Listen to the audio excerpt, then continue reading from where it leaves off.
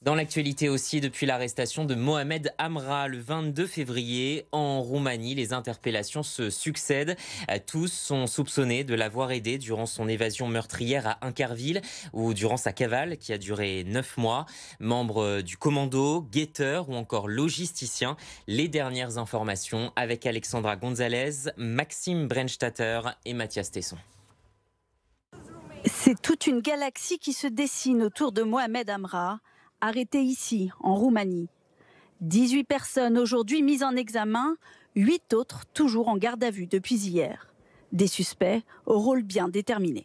Qui est dans le commando armé, qui gère la logistique, qui, sur le plan intellectuel, a pu organiser seul, accompagner l'opération. Voilà quel va être le rôle de l'instruction judiciaire.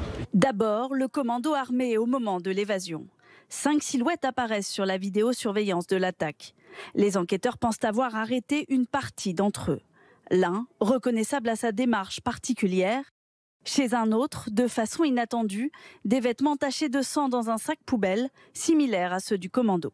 Il y a ensuite les logisticiens soupçonnés d'avoir aidé Mohamed Amra à se cacher pendant sa cavale. Une partie d'entre eux a été interpellée hier. Autre suspect identifié, le mentor présumé d'Amra, Jean-Charles P., figure du grand banditisme, est déjà incarcéré au moment de l'évasion. Les enquêteurs le soupçonnent d'avoir joué un rôle important dans l'opération et d'être resté en contact avec Amra durant toute sa cavale depuis sa cellule. Enfin, les guetteurs avant l'évasion, 2 hommes vus à une terrasse de café devant le tribunal de Rouen, quelques heures avant l'attaque du péage. Eux sont soupçonnés d'avoir alerté le commando du départ du convoi de Mohamed Amra.